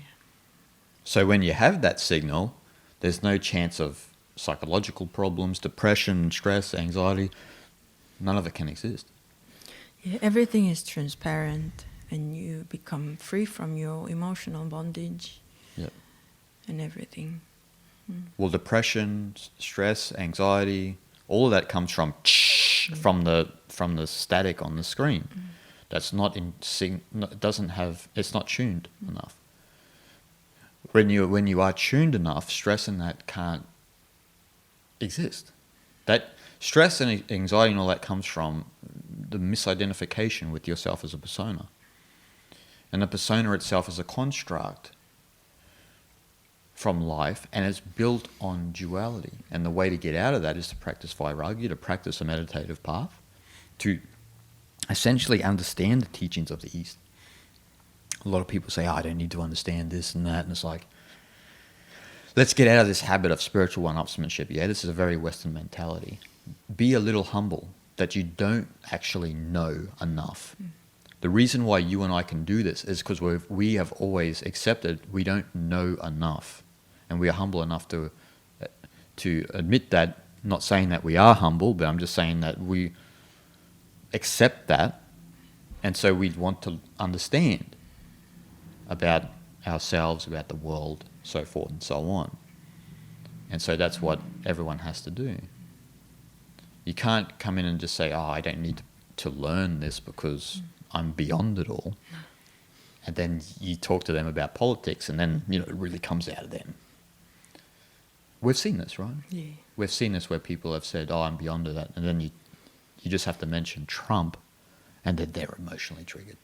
There's so much to talk about that. So much to talk about that. They don't want to talk about Brahman, Tao, the Buddha. They don't want to talk about all these wonderful things about reality. But if you mention politics, wow, you got them. You got them. You can talk for hours. Yeah, well, and that's worldliness. See, the thing that we all need to understand, everyone listening and watching this podcast, is that Eastern spirituality is about overcoming worldliness. You can't understand the tenets of these traditions if you're wound up in politics, if you're attracted to the news, if you're keeping track of every little detail of the coronavirus.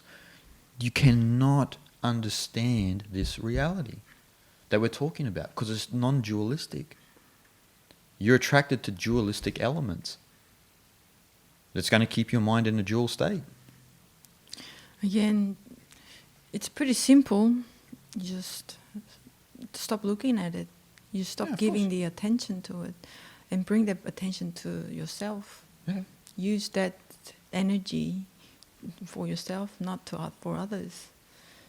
Well, how often has it been when we've seen our family or our friends, and you and I haven't had a television since 2007? Do you know what I mean?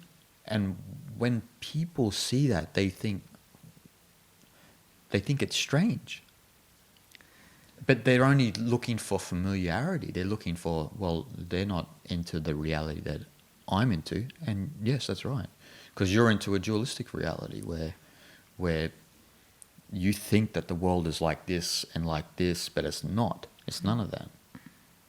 And I could show you that reality, but you have to get rid of your TV, you have to stop reading newspapers, you have to do all of these things.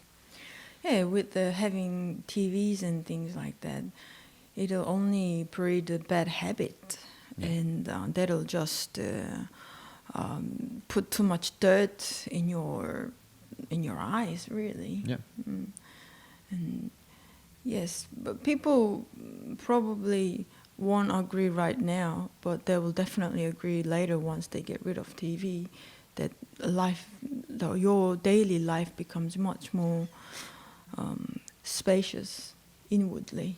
It's empty, because you're not constantly get fed by all this noise. Yeah. And this is part of the renunciate path. The actual effort to get rid of it. Yeah. That's right. And you and I understand this because we've put our life in that order, and we've actually even gone on lengthy sadhanas where all we eat is healthy food, we just meditate, we study, and that's all we do. That's the life. We have no internet, we have no phones. We've done this many, many times, and we will continue to do that in the future because that's our path. Maybe we'll incorporate the podcast for wherever we are in the world with that. But what you gain from that, you can never gain from...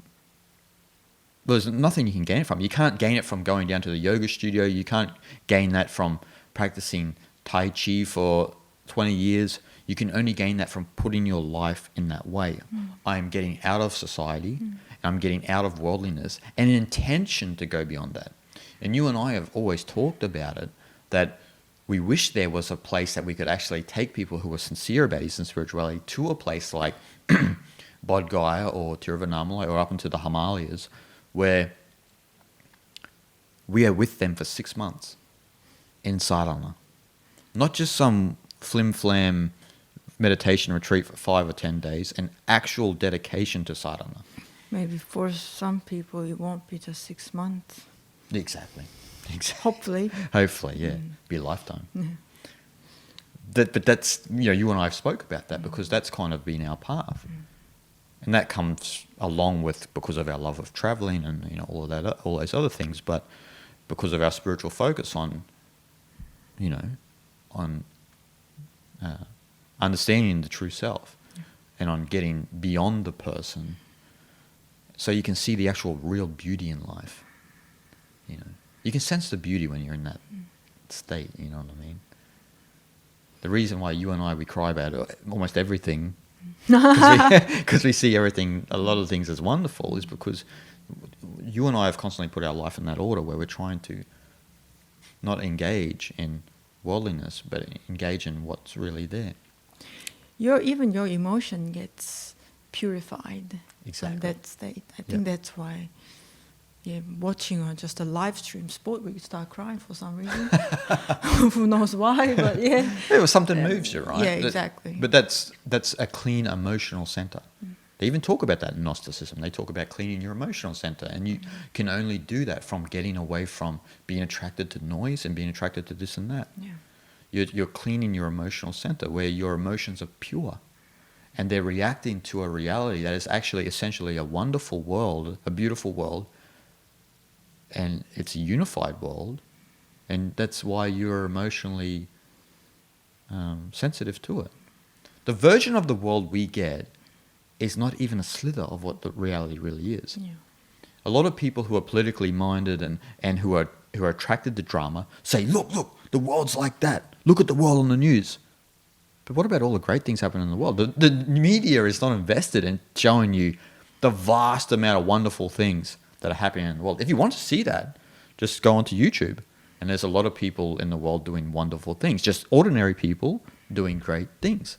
And it far outweighs all of the garbage you see on the news at 6 o'clock at night. That's exactly right. Or the newspapers you read. So when someone wants to come to you, anyone listening or watching this, and they say, that's BS what you're talking about, it's like, well, you're only seeing that version of reality that the news wants you to see. Why do you think the news focuses on all of these people fighting the system and all this and that all the time? Because the loudest, they usually cover the loudest people. But if that was all people, there would be millions in the streets.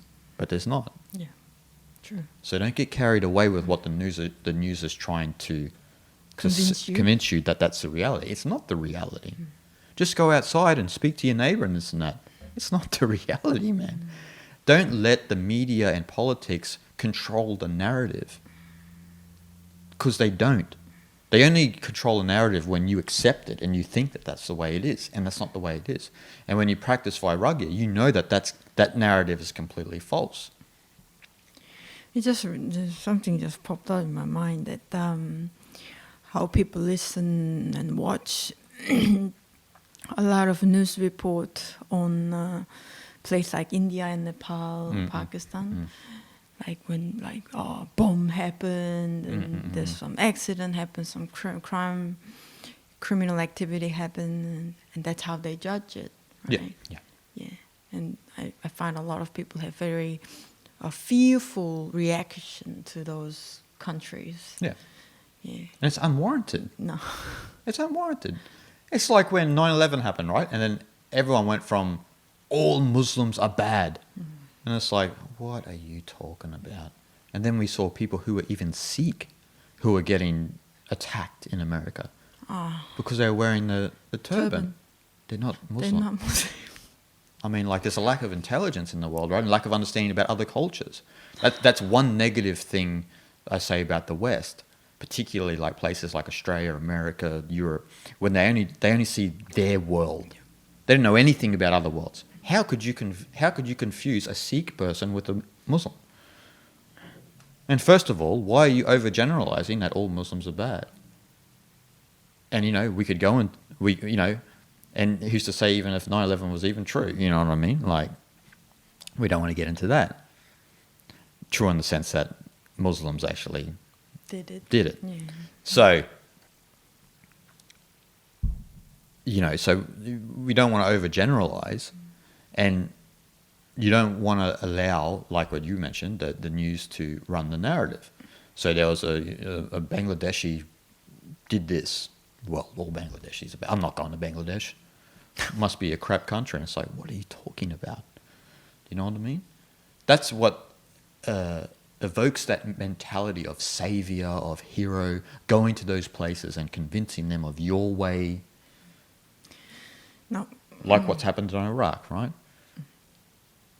So, if we all practice Vairagya, those things wouldn't happen, and we would live in harmony in cultures. There would be a harmony amongst cultures and a harmony amongst religions, but that's not happening because there's a fundamentalism not just within not just within religion, but also within the political realm, within the nationalistic realm. There is fundamentalism all the way down the line, racial, gender, all of these things.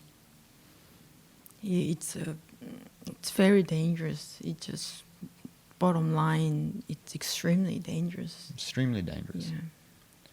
Yeah. It's very sad, actually. Yeah. Well, that's, Zhuangzi was talking about the path of, let's say the path of Eastern spirituality, but he's talking about the path of the Tao is to get over the insanity of the world, and you actually begin to have an immunity to insanity. It's almost like just overcome The insanity of the world. And actually, ironically, as he said, that if you follow this path, it's actually the cure. Like it provides a cure for insanity and actually health. He would speak a lot of lines in terms of sanity and health. So following an Eastern spiritual path, tradition or meditative practice is a path of immunity. You're becoming immune to the insane side of the world. But you're also providing sanity and health to the world. So it's about making people sane and healthy, essentially. And if you're constantly drawn to drama, you're not sane or healthy, because your mind's constantly looking at the world a certain way. You're looking at the world dualistically. You're judging people as good or bad, according to your opinion. And you're actually creating an unhealthy world for even yourself and the internal world. Psychologically unhealthy, even physically and emotionally, everything. So we need to follow that path of Vairagya. We need to follow that path of Viveka, dedicated to our spiritual practice, our study. You know, don't overanalyze everything that you're doing too. You know, and it's fun actually. Of course, it's fun to investigate these things about ourselves. It gives you greater view of things, and it frees you. Yeah. Well, all you and I have is fun in our life, right? Everything that we do is fun. Well, what happened the other day? We were walking and some lady went, "Why are you guys always happy?" We don't even know this lady. And I was thinking, it's a strange thing to say. Like, we're not supposed to be happy? I don't understand. Like, why are you guys always happy? Because we were just smiling and just walking. So it's just naturally what we... I mean, I don't know. That's just what's happening. Yeah. So it's like... Yeah, but I don't know. I don't know. Like, I don't know why that's strange. But it is fun. Like, you know, for me, there's nothing more exciting than studying the great traditions, talking about it, sitting around having a tea, and like our old days in Tiruvannamalai, and an old buddy would come along and sit down, and it's about 8:30 in the morning. Next minute, it's midday, and we've just had like a whole 4-hour satsang, and time's just disappeared. We would stop because we're starving for lunch. Yeah, I think. exactly. Really, should we go to lunch? Like, we sometimes get there before they open. Yeah. And just wait around, walk a bit more, and once they open the shop, we sit down, and these boys know our deal. And they just get the tea ready. And well, they're set for the day. There's nothing better. There's nothing more exciting in my life than that. Sitting around having a tea, talking about the nature of reality. Even though the stonemasons across the road chiseling Ganesh and on Hanuman, the grinder. And even that noise is like, it's just completely tranquil. Tranquil, yeah. Yeah. You don't feel disturbed at all. Shanti, shanti, shanti. Isn't it? Yeah. But that's what happens, see? But that's a byproduct of following what we're talking about. It's a byproduct of reorienting your life towards overcoming worldliness. You know, it all through, like if you read the Nikayas in Buddhism, what is Buddha talking about? Worldly people. You know, he's not talking about that they're bad or this and that, but that you're afflicted by this hypnosis of the self inside you, of this person. Hypnosis is a good word. Yeah, it's a hypnosis. You're not an evil person. The difference between Gautama and us, all of us listening, all of us ordinary folk, is that he has fully woken up. That is not the case. Yeah, we've been seeing the world through these certain colored lenses, but we don't even know that we've been wearing those lenses. No, exactly. The fish doesn't know it's in the water. Well, yeah, that's right. We don't know we're in Maya. We're swimming in Maya, dissecting, relating to this and that. And the only way to get out of that is to practice renunciation, practice detachment, dispassion. And then you can have a real sense of unity and oneness within your mind. And you can see that in the world, and you can see others actually as a part of you as well, which is what they speak about in Vedanta, where you see the self, the Atman, in everything. And one of the great mantras is... Namaste.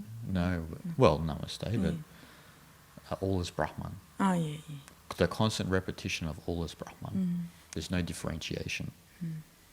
Yeah, the Namaste is the people... Yeah, I see the divine. Yeah, greet each other with the word, but that actually essentially means that you pay devotion and worship that God within you. That's what really means. Yeah, Namaste means I see the Atman within you. Within you, yeah. Everything is Atman, everything is Brahman. And that's why when Indians actually invite you over to their house, they invite strangers to their house over in India, but it's because guest is God. Yeah. Guest is God, always. 100%. Imagine if we had that mentality around the world, right? Guests are God. Wow. Wouldn't it just change the world? Wherever you go, you're welcomed. Yeah. That's what everybody essentially wants. Yeah. Yeah. And that's why it's hard for people to leave India when foreigners go there. Yeah. Because they're welcomed everywhere they go. That's right. You can go back 5-10 years later, they're still there, remember you. Oh yeah, 100%. How many times we had it? Catch up from where you left. Oh yeah. That's it. We pick up on a satsang just like we were there the other day. Hey man, and the next one, boom, straight night. Yeah, get us tea. We're getting down to business, you know? Yeah, that's it. But that's the beauty of following those paths, people. And so, hope you guys enjoyed the podcast. You got anything more to say? That's about it. No, that's good spot to end. Okay, guys. All right, guys. Hope you enjoyed, and we'll see you guys next week.